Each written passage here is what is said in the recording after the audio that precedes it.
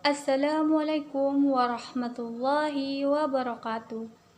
Perkenalkan, kami dari kelompok 2 yang beranggota saya sendiri yaitu Murselina, teman saya bernama Lesta Puspita Dewi, Latifah Ali Muninggar, dan Muhammad Regianto. Dosen pengampu Istiyati Mahmudah, MPD. Di sini saya akan menjelaskan tentang pengertian strategi pembelajaran. Strategi pembelajaran adalah urutan pembelajaran yang dipergunakan atau dipercayakan guru dan siswanya di dalam berbagai hal peristiwa belajar. Prosedur instruksional merupakan rangkaian aktivitas guru dan siswa dalam suatu peristiwa belajar mengajar tertentu. Metode pembelajaran yaitu implementasi dari strategi yang dibutuhkan rentan cara. Secara umum, metode diartikan prosedur atau suatu cara yang dipakai untuk tujuan tertentu.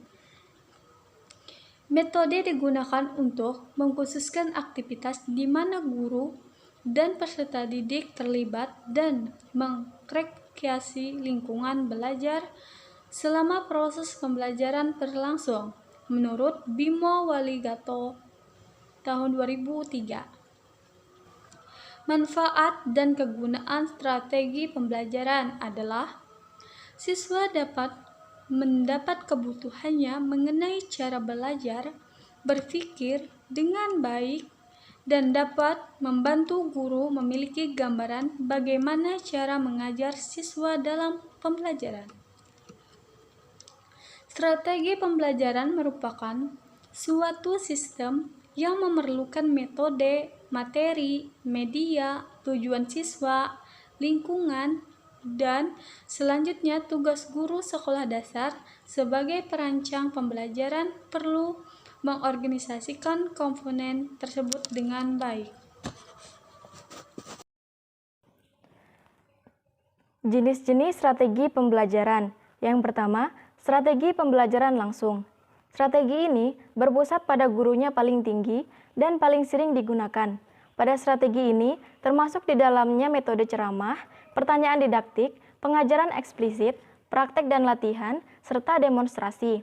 Strategi pembelajaran langsung efektif digunakan untuk memperluas informasi atau mengembangkan keterampilan langkah demi langkah.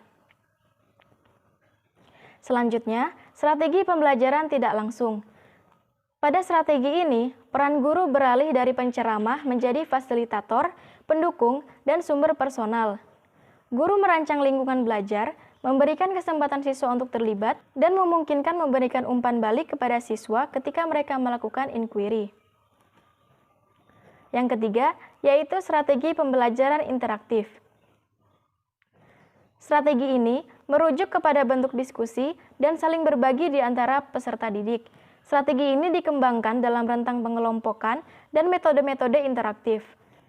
Di dalamnya, terdapat bentuk-bentuk diskusi kelas, diskusi kelompok kecil, atau pengerjaan tugas berkelompok, dan kerjasama siswa secara berpasangan. Selanjutnya, strategi pembelajaran melalui pengalaman. Strategi ini menggunakan bentuk sekuensi induktif, berpusat pada siswa, dan berorientasi pada aktivitas. Penekanan dalam strategi belajar melalui pengalaman adalah pada proses belajar dan bukan hasil belajar. Contohnya yaitu, saat berada di dalam kelas, dapat digunakan metode simulasi, dan sedangkan di luar kelas, dapat dikembangkan metode observasi untuk memperoleh gambaran pendapat umum. Selanjutnya, strategi pembelajaran mandiri.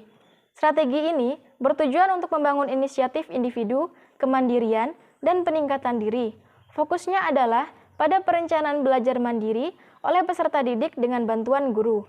Kelebihan dari pembelajaran ini adalah membentuk peserta didik yang mandiri dan bertanggung jawab. Sedangkan kekurangannya yaitu peserta belum dewasa dan sulit menggunakan pembelajaran mandiri.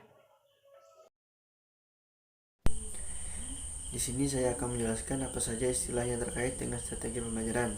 Dalam konteks pembelajaran, ada beberapa istilah yang terkait dengan strategi pembelajaran. Istilah tersebut meliputi pendekatan pembelajaran, metode pembelajaran, teknik pembelajaran, dan taktik pembelajaran. Empat hal tersebut memiliki peran penting demi tercapainya tujuan pembelajaran yang optimal. Yang pertama, pembelajaran. Pendekatan dalam pembelajaran diartikan sebagai cara pandang kita terhadap proses pembelajaran yang mencakup pada pandang kita tentang satu yang bersifat umum. Pendekatan dalam pembelajaran ini dibagi menjadi dua, yaitu A. Pendekatan yang berorientasi atau berpusat pada siswa, B. Pendekatan yang berorientasi atau berpusat pada guru. Kedua pendekatan dalam pembelajaran ini bisa menjadi cikal bakal munculnya metode pembelajaran yang nantinya akan digunakan oleh seorang pendidik. Yang kedua, metode pembelajaran. Strategi pembelajaran sama dengan metode pembelajaran, yaitu cara yang ditempuh untuk mencapai tujuan. Metode adalah segala upaya untuk mengimplementasikan rencana yang sudah disusun dalam kegiatan nyata agar tujuan pembelajaran yang diinginkan dapat tercapai secara optimal. Yang ketiga, teknik pembelajaran. Teknik dalam pembelajaran dapat diartikan sebagai cara khas yang dilakukan oleh seseorang pendidik dalam rangka mengimplementasikan metode pembelajaran. Teknik yang bisa dilakukan oleh seseorang pendidik misalnya menggabungkan metode ceramah dengan metode diskusi dalam pembelajaran, atau mungkin mengombinasikan metode pembelajaran dengan metode tanya jawab. Yang keempat, taktik pembelajaran. Taktik pembelajaran diartikan sebagai gaya seseorang pendidik dalam melaksanakan teknik atau metode tertentu dalam proses pembelajaran. Taktik terlebih bersifat khas individual. Setiap guru memiliki cara khas yang berbeda satu dengan yang lain dalam melakukan taktik pembelajaran. Selanjutnya akan dibahas oleh teman saya. Unsur strategi pembelajaran. Kegiatan belajar merupakan suatu proses penyampaian informasi oleh fasilitator, yaitu seorang guru, kepada sasaran kegiatan, yaitu seorang siswa. Dalam menyampaikan informasi tersebut diperlukan suatu strategi supaya informasi yang disampaikan dapat diserap oleh siswa secara maksimal. Dalam pembuatan strategi, informasi yang dihasilkan dan direncanakan menghasilkan rencana yang efektif untuk menyampaikan pengajaran bagi siswa. 1. Rangkaian atau pengurutan dan pengelompokan konten.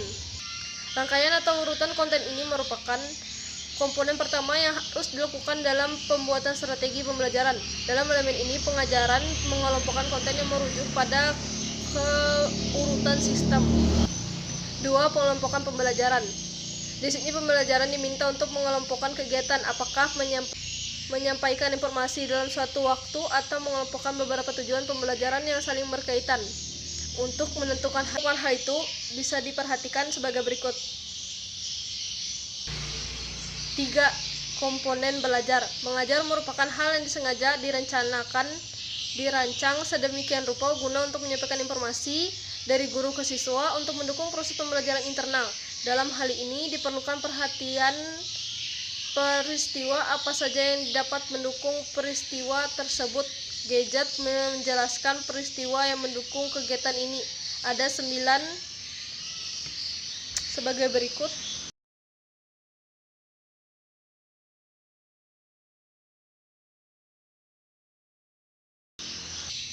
Yang keempat, pengelompokan data peserta didik. Pengelompokan peserta didik.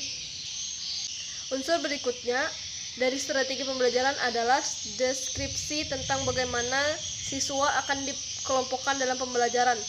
Hal utama yang dipertimbangkan adalah apakah ada persyaratan untuk interaksi sosial yang secara eksplisit dinyatakan pada tujuan di lingkungan kinerja dalam komponen tertentu pembelajaran yang dirancang atau dalam pandangan pribadi.